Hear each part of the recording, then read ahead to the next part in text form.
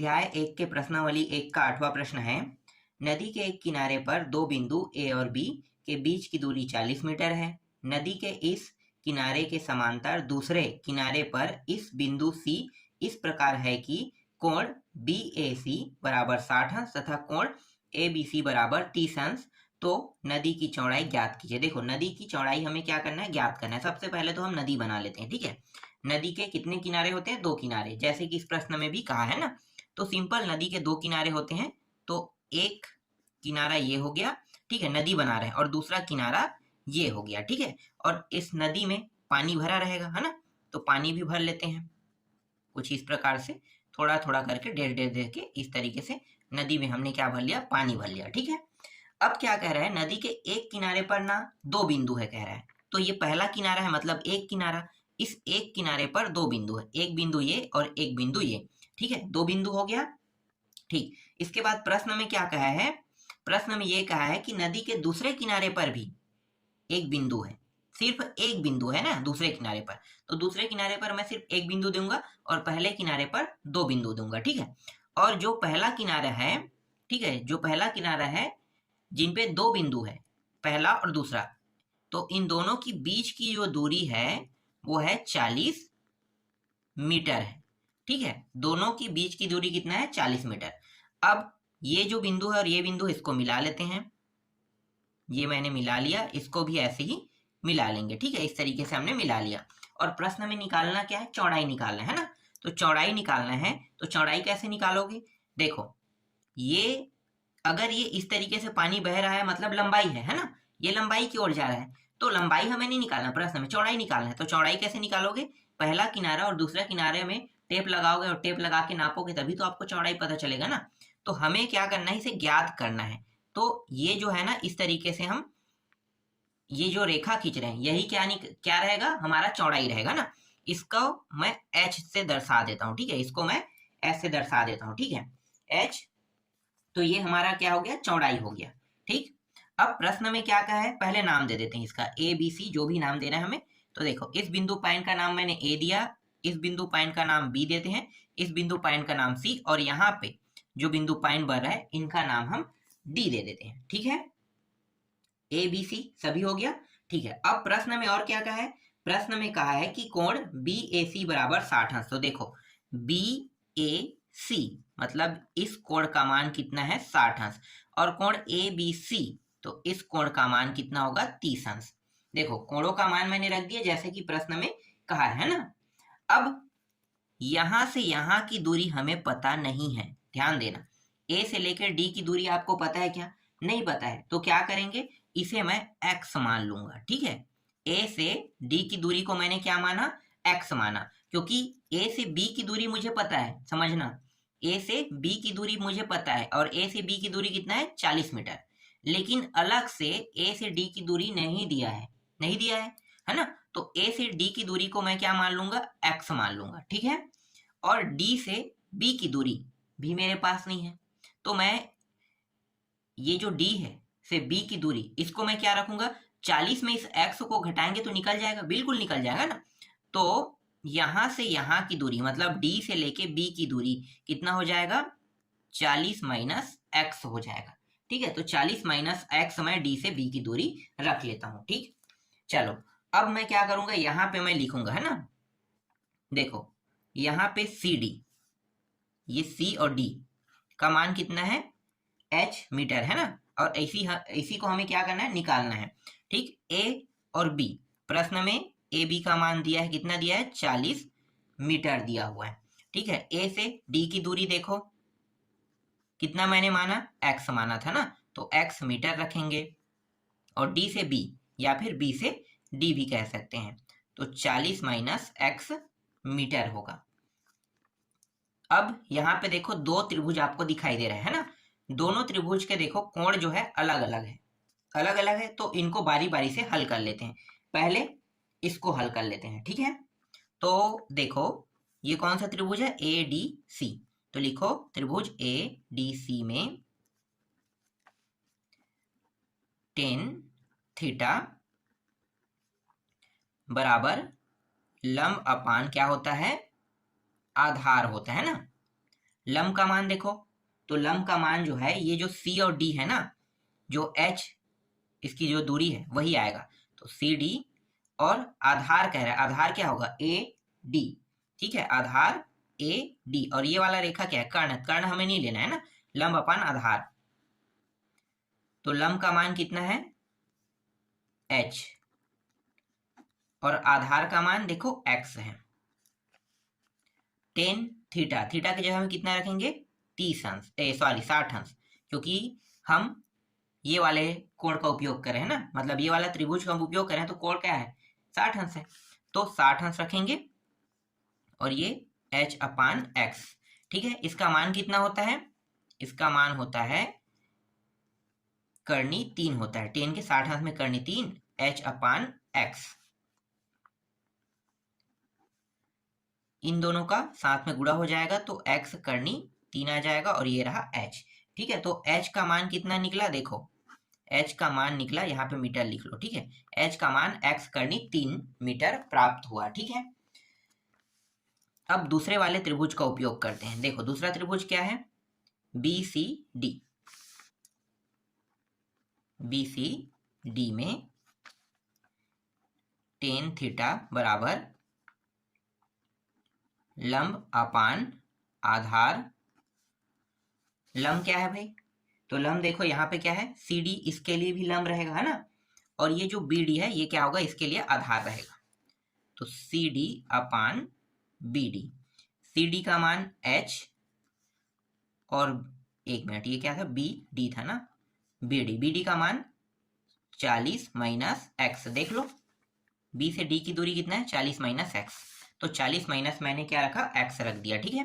Tan theta, tan theta की जगह में कितना अंश रखूंगा 30 अंश, और यहाँ पे h अपान 40 माइनस एक्स, 10 के 30 अंश में मान होता है 1 अपान कर्णी 3, और h अपान 40 माइनस एक्स, इनका इनका गुणा, इनका गुणा, है ना, तो ऐसे ही कर देते हैं। या हम क्या करेंगे, इस h का मान यहाँ पे रख देंगे, देखो h का मान यहाँ पे निकला है, देख लो कितना निकला है x कर्णी 3, तो मैं क्या करूंगा यहाँ पे x कर्णी 3 रख देता हूँ, ठीक है। पहले इनका गुणा इनके साथ कर देते हैं, एक के साथ तिर्यक गुणा होगा, और इसका गुणा ऐसे होगा, है ना, तो ये हो जाएगा 40 माइनस एक्स बराबर, और ये हो गया h का मान, पहले कर्णी 3 लिखो, और h का मान कितना है x कर्णी 3 है ना, ये सभी गुणा में है, ठीक है, सभी गुणा में है, तो ये हो गया 40 माइनस एक्स, ये 3 और ये 3 क्या हो जाएगा 3, देखो इसका मतलब आपको समझ में आ रहा है, ये सभी गुणा के फॉर्म में है, मतलब 3 का वर्ग, ये दोनों कर्णी के अंदर है 3 का वर्ग, तो 3 बाहर हो जाएगा बिल्कुल, और ये x रहेगा, है ना, तो यहाँ पे आया कितना 3x आया, ठीक, और ये जो x है इसको इस साइड ले जाते हैं, तो ये बचेगा क्या 40, उस साइड जाके क्या हो जाएगा, ये x माइनस से प्लस हो जाएगा, है ना, तो 3x पक्षांतर हो रहा है तो प्लस हो जाएगा, तो ये कितना हो जाएगा, टोटल हो जाएगा ये 4x, ठीक है। अब इन दोनों बस को देखना है हमें, ठीक है, 4x हो गया। अब यहाँ पे देखो ये 4 गुणा के फॉर्म में, गुणा के फॉर्म में मतलब 40 अपान 4 कहाँ पे आ जाएगा, 40 को ये 4 अब भाग करेगा, गुणा के फॉर्म में होने के कारण ये भाग कर रहे हैं ना, जोड़ना घटाने के फॉर्म में होता है तो क्या होता है, इस तरीके से चिन्ह जो है परिवर्तन हो जाता है, लेकिन गुणा के फॉर्म में हो, देखो दोनों मान गुणा के फॉर्म में, इसलिए ये नीचे आ रहा है, इसको ध्यान देना, ठीक है। और बचेगा क्या यहाँ पे x, 4 एकम 4 दहाई, तो 10 यहाँ पे प्राप्त हो रहा है x का मान, देखो x का मान कितना आया, x का मान इस प्रश्न में 10 आया है ना, तो 10 मीटर x का मान हमें प्राप्त हुआ, ठीक है, x का मान कितना प्राप्त हुआ 10 मीटर हमें प्राप्त हुआ, ठीक है। अब करना क्या है, अब हमें ऊंचाई बस निकालना है ना, तो ऊंचाई निकालने के लिए हमें कहाँ पे जाना है, यहाँ पे, इसे मैं पहला समीकरण नाम दे देता हूँ, ठीक है, थोड़ा सा हल है, इसको मैं बगल में कर देता हूँ यहाँ पे अब, ठीक है, इसको मतलब इसका अब हम क्या करेंगे, उपयोग करेंगे, तो देखो h बराबर x कर्णी 3 दिया हुआ है, तो h का मान निकालते हैं, x का मान कितना आया, अभी 10 निकाले ना, तो 10 को हमें क्या करना है, यहाँ पे लिख लें 10 गुणित कर्णी 3, और कल मैंने कर्णी 3 का मान निकाल के बताया था, है ना, तो कर्णी 3 का मान कितना आया था 1.732 आया था, बस इन दोनों को गुणा कर दो, गुणा करेंगे तो ये हो जाएगा 17.32 मीटर हो जाएगा, तो h का मान जो चौड़ाई है वो कितना आया, चौड़ाई आया 17.32 मीटर, चौड़ाई का मान आया। समझ में आ गया? मतलब यहां से यहां की जो चौड़ाई है वो कितना है? 17.32 मीटर है। ठीक, इस तरीके से नदी की चौड़ाई निकल गया है ना। चलो अगला प्रश्न देखते हैं। इसके बाद अगला जो प्रश्न है वो है हमारा 9वां प्रश्न। 9वां प्रश्न है, एक मंदिर का शिखर तथा उस पर लगा झंडा भूमि के किसी बिंदु पर क्रमशः 30 अंश और 60 अंश का कोण अंतरित करते हैं। यह मंदिर की ऊंचाई 10 मीटर हो तो झंडे की ऊंचाई ज्ञात कीजिए कह रहा है। बहुत सरल प्रश्न है। देखो ऊंचाई ज्ञात करना है इसमें, है ना, मतलब किसकी ऊंचाई ज्ञात करना है? झंडे की ऊंचाई ज्ञात करना है। तो चलो पहले मंदिर बना लेते हैं, तभी तो समझ में आएगा ना। देखो मंदिर जो है वो सीधा इस तरीके से है, ठीक है, एक खंभे जैसा मैंने बना दिया मंदिर को, ठीक है। तो मंदिर कुछ इस प्रकार से है। अब मंदिर की सीढ़ियां कह रहे हैं ना, तो मंदिर की समझो कि सीढ़ियां जो है कैसे रहता है? ढलान में रहता है ना। तो सीढ़ियां जो है वो ढलान में रहेगा, तो इस तरीके से ढलान बना लेते हैं, ठीक है। तो और इसके बाद इसको क्या करेंगे? मिला लेंगे। तो देखो मंदिर की ऊंचाई कहाँ तक के? यहाँ तक के है, ठीक है, और सीढ़ियां यहाँ तक के है। इन दोनों बिंदु को मिलाते हैं, यहाँ से शुरू होता है ना, तो ये इस तरीके से क्या हो गया? मंदिर की ऊंचाई और ये मंदिर की सीढ़ियां हो गया। समझ में आया यहाँ तक? ठीक है, ठीक। अब इस प्रश्न में क्या कहा है? देखो ध्यान से देखना है ना। प्रश्न में क्या कहा है कि किसी बिंदु पर क्रमशः 30 अंश का कोण अंतरित होता है। कब? जब मंदिर का हो, है ना। तो मंदिर की ऊंचाई के साथ यहाँ पे जो कोण बनेगा वो रहेगा 30 अंश का।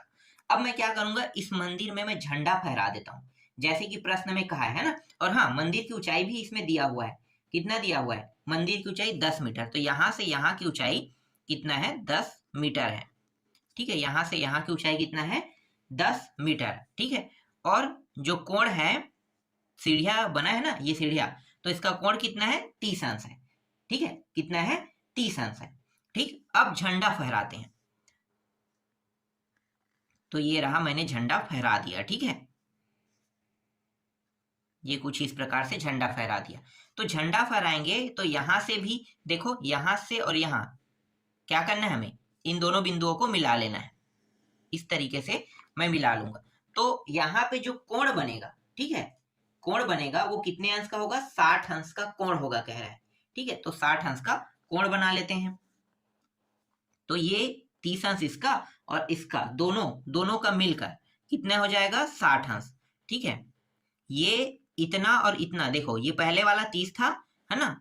और जब मैंने ये बनाया तो जो कोण बनेगा, मैं थोड़ा बड़ा कर लेता हूँ, कितना हो जाएगा? यहां से लेके यहाँ पूरा का 60 अंश हो जाएगा।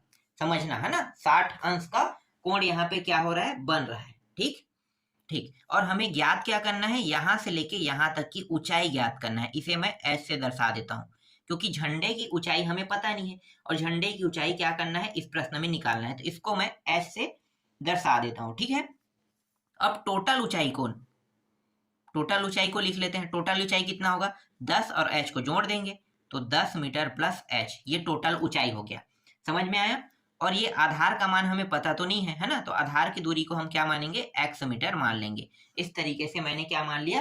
एक्स मीटर मान लिया, ठीक है। चलो अब क्या करेंगे? यहाँ पे जो मान जो हमने रखा है ना, उनको यहाँ पे रख देते हैं। देखो पी, एक मिनट, यहाँ पे मैं नाम भी दे देता हूँ। इसका नाम मैं पी दे देता हूँ, इसका नाम सी दे देता हूँ, है ना। और ये रहा, एक मिनट, ये ऊपर को मैं ए दे देता हूँ, ये बी हो गया बिंदु पॉइंट, ये सी बिंदु पॉइंट हो गया। और इसको चाहो तो आप डी रख लो, पी रखने की जगह मैं यहाँ पर डी रख लेता हूँ, ठीक है। ए बी सी और ये डी हो गया, ठीक है। तो ये डी और सी, देखो डी सी का मान कितना है? एक्स मीटर, है ना। तो एक्स मीटर डी सी का मान रख लेते हैं। ए बी का मान देखो, ए से बी मतलब झंडा जो फहरा रहे हैं उनकी लंबाई, है ना। तो झंडा फहराने वाली जो ऊंचाई का हो, लंबाई मत कहो, ऊंचाई का, है ना। ऊंचाई कितना है? एक्स मीटर है, ठीक। इसके बाद बी से सी, तो ये बी से सी, इसकी ऊंचाई है 10 मीटर, ठीक है। और ए से लेके सी की ऊंचाई, तो ए सी की ऊंचाई कितना है? 10 गुणित एच मीटर है, ठीक है। 10 गुणित कितना है? H metre. चलो अब दोनों जो त्रिभुज है उनको बारी बारी से हल कर लेते हैं ना। पहले त्रिभुज को पहले उपयोग करेंगे। तो देखो पहला जो त्रिभुज है जो हम अभी उपयोग करने वाले हैं वो है डी बी सी, ठीक है। DBC का उपयोग करेंगे। DBC में टेन थीटा बराबर लंब अपान क्या होगा, आधार होगा, है ना। लंब का मान देखो तो ये B और C, तो लिखो BC अपान और आधार क्या है CD। BC का मान कितना है 10 है और CD का मान x है ना। और टेन थीटा का मान कितना रखेंगे, देखो कितना है, ये 30 है ना।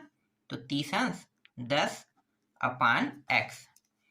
टेन 30 अंश का मान कितना होता है 1 अपान करनी 3, 10 x। इसका गुणा इसके साथ, इसका गुणा इसके साथ हो जाएगा ना। तो x और ये हो गया 10 करनी 3। अभी इसे ऐसा ही रखते हैं, ठीक है, बाद में हम इनका उपयोग कर लेंगे दशमलव वाले पॉइंट में, है ना।